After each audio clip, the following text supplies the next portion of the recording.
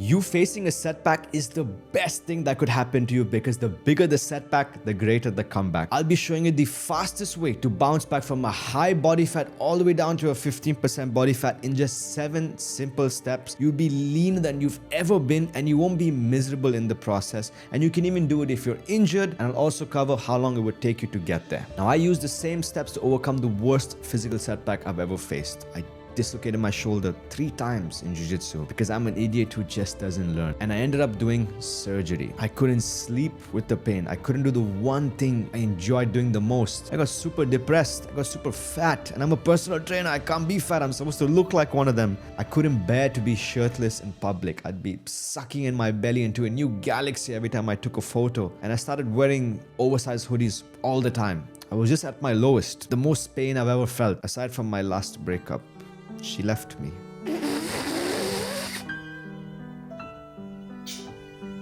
She followed me again recently, so I think I won in the end. Unless she sees this, then I lost again. Now, whatever you're going through, as long as you apply these 7 steps, I guarantee you're going to see a massive drop in your body fat and get right back on your feet. The best part is they're super easy to do. You're going to be pissed that you've not been focusing on these all along. Now, for the first step, I'm going to go against all the advice you might have been told before, because you are not going to sit there and count calories after every single meal, every single day. Because, well, for one, we don't want to, we hate it, it's annoying, and we have shit going on in our lives. I'm about to get fired at my job. My husband might be cheating on me. I'm not going to be sitting here weighing a watermelon. Counting your calories after every single meal is like checking your bank balance, logging it, and calculating tax after every little thing you buy. You would burn out and go insane. So how are we expected to do that with our food every single day in our busy life? Well, the first step, I did count my calories just for 1 week. And that's it, because you need to start becoming aware of how many calories are on the foods that you're eating. Just how when you spend your money, you know the price of the item before you buy it. And by doing that for a week, you start to get a good general idea of how many calories you're consuming. And in the process, you discover that some foods are way too high calorie that you wish you never spent on them before. And if you're just not ready to do it for a week, every time you eat something, just Google it, ask ChatGPT, or check on MyFitnessPal how many calories are in it. But get your shit together and do it for a week. Don't be lazy. Now, the biggest reason why most people fail is because they think and try to be perfect, giving themselves zero freedom. Human psychology shows that the moment you tell yourself, don't do this, you suddenly want to do it so much more. It's called reactance theory. When people feel their freedom is being restricted, their instinct is to push back and take it back. Even like in an office, imagine you have 2 bosses. One who micromanages, nitpicks every little thing and tells you what to do and limits you all the time. And another one who treats you with love, respect, and gives you the power to execute how you want to. You're more likely to be successful and productive working under the boss who doesn't limit you. So be a better boss to yourself. Do not try to be perfect and limit your freedom. I didn't try to be perfect. I cheated a lot, but I kept myself happy during the process, which is the most important thing. And at the same time, I didn't just blindly eat junk. There are times you really crave for something. Go ahead. But majority of the time, you might actually not even want it that bad. Maybe just because it's there. So get rid of those triggers. Throw out the junk. It's not a waste when you throw it away, it's a waste when you bought it in the first place. And more often than not, in these moments, there are swaps that you can make which would also satisfy you. And once you follow step 1, this becomes easier because you know that a slice of cake is about 500 calories. But you also know that a small pack of Oreos is about 200 calories, and that could easily get the job done. Or maybe the job can be done with a fruit you love. Could be a mango. Maybe you feel like having ice cream, but you also love frozen yogurt, which is a lower calorie option. Instead of eating chips whilst watching a movie, get some low-calorie, high-fiber air pop popcorn. Drink a medium-sized Coke instead of a large one. Get your pizza with thin crust. Fat loss is a game of making smarter choices, not miserable choices. Now, for the next step, I want you to imagine it's your birthday. And we planned in advance to celebrate your birthday at your favorite restaurant. Now, you knew we were going to have a massive meal, so you were dieting throughout the entire month, and finally, the moment we've been waiting for, your food has been served, but right before you eat,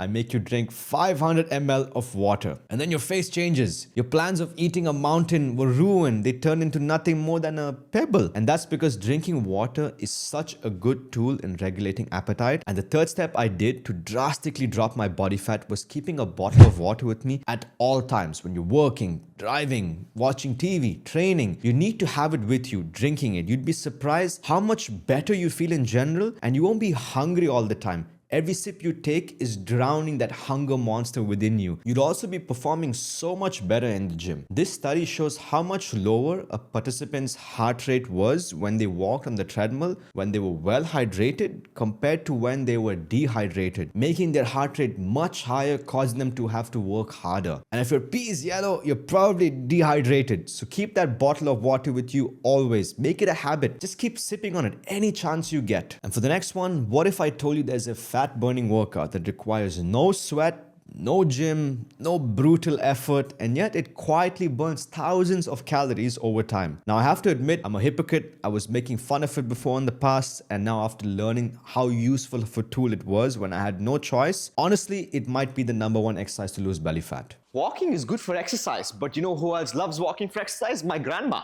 Just kidding, it's a great way to start walking more. Walking is like a leaky faucet. Initially, it seems like nothing, just a few drops here and there, but let that faucet drip all day, and by the end of the day, you're gonna have a entire bucket filled without even realizing it. For every 2,000 steps you do, you burn 100 calories. So if you do 10,000 steps, that's so much more than what you'd burn in an average workout. About 15% of the total calories you burn are from general activity, and just 5% are from training. And I couldn't even train, which is why walking is amazing. You can do it even if you're injured. And sometimes we get caught up in life and we just don't have the time to train. So you don't need to kill yourself in the gym. Just keep that faucet running and watch the results flow in. But you need to actively look for more ways to walk. Make it like a game. Park further away from entrances. If you want something, go out and get it. Don't order every single thing. And don't make the massive mistake of trying to do 10,000 steps when your current step count is like 5,000. Aim for small, gradual improvements. Now, getting one of these might help you a little bit more because they give you a little bit more accountability, because you might be working, you look down, Jesus Christ, 100 steps today. You need to move your ass. So these guys help with a little bit more accountability and kind of makes it more fun, like a game as well.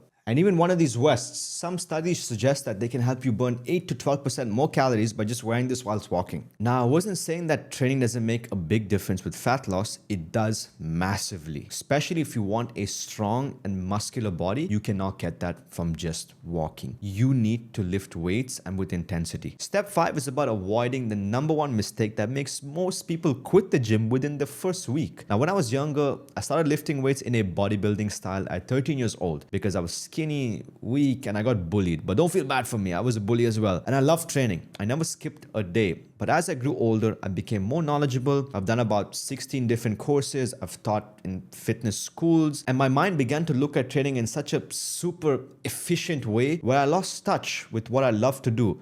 I prioritized efficiency rather than what I enjoyed, leading me to completely stop lifting weights in general. And that's how I got the shoulder injury from jiu-jitsu, because I didn't have a strong body. It's just like working a shitty, toxic, higher paying corporate job. You hate it, but you're there just because it pays a little bit more. You might last a few weeks, but eventually you'll quit. Find something you enjoy and you'll keep showing up. So I focused on the trainings I enjoyed, the exercise I actually like, using just my legs because I'm injured. Because you can have the most perfect workout program, but if you don't enjoy it, then you're less likely to follow it. So make a list of your favorite exercises, all the ones you hate the least, and start off by doing just those. Like I said earlier, it doesn't have to be perfect. Just do something, even if it's 30 minutes, you're winning. And please, for the love of God, do not do HIIT training just because it burns more calories and someone told you to do it. You'd want to slice your toes off in the first week. Do something your body can sustain and safely adapt to, and something you like. Now, putting all these actions into play can be a bit challenging. So step 5, which is one of the most important ones, is about working on your mental state of mind. For most people, it takes a little bit of time to get into that mindset, that flow of things working in your rhythm. And usually there might be this one event which starts changing you.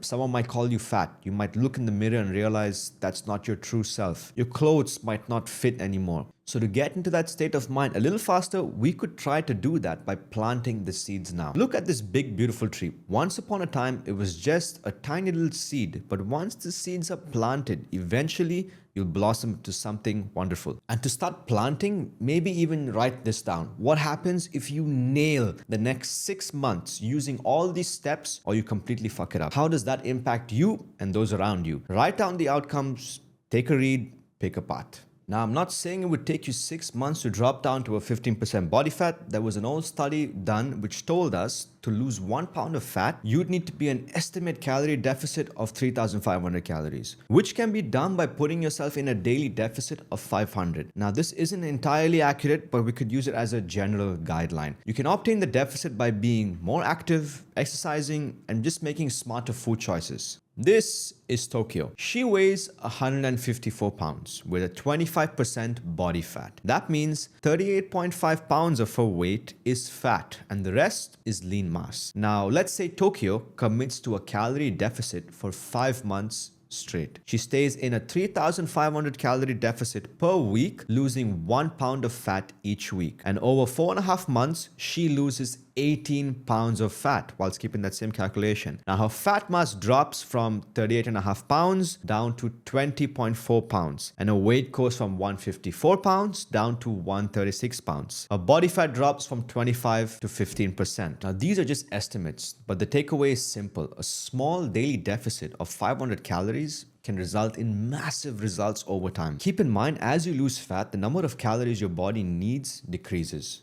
So you'd have to be burning more, consuming less as you progress so you don't hit a plateau. And to make sure that we're primarily building muscle and losing fat at the same time, the last step, which I did, was focusing on a protein and fiber goal. Not just because when you hit your protein goal, you preserve your muscle and you build your muscle, but also because they are cheat codes for hunger. It's kind of like promising your missus multiple rounds of pleasure.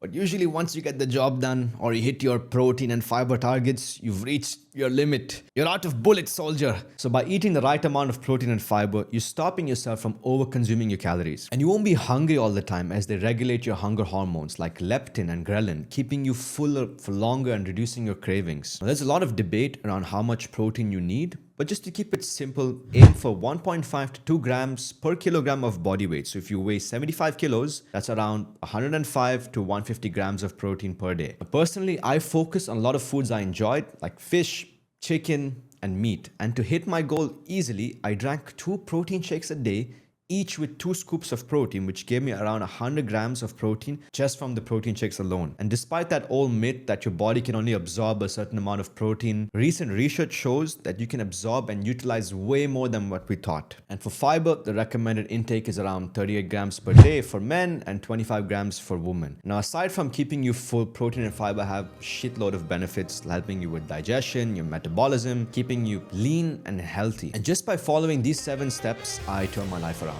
From rock bottom to happy, back on track. And I wish I could have told myself months ago that it's good to be in the position where you are because much greater things are coming ahead of you. So if you find calorie counting exhausting, just start becoming aware of all the calories in foods. Then you can easily and automatically stay within your budget whilst eating the foods you love and losing fat at the same time. And to not overeat, keep a bottle of water with you at all times and walk more. Being more active is like a penis sometimes. It seems small initially, but as you implement it, it becomes a very strong and tough, powerful tool. So keep walking, those steps are going to accumulate massively. And to look better naked, do workouts you enjoy doing, but also give yourself what your body needs at the same time. And to start building motivation, constantly plant seeds in your mind. Envision what you want. Watch motivational clips of people you like. Watch clips of people turning their lives around. And if you're hungry all the time, then prioritize that protein and fiber intake. You're going to have no power left to even think about eating more. Now you can do all of the above, right? But if you don't know what to eat, you're going to get stuck. And in this video, I rank the best and worst fat loss foods you wish you knew about sooner because it makes fat loss 10 times easier by just having these in your diet.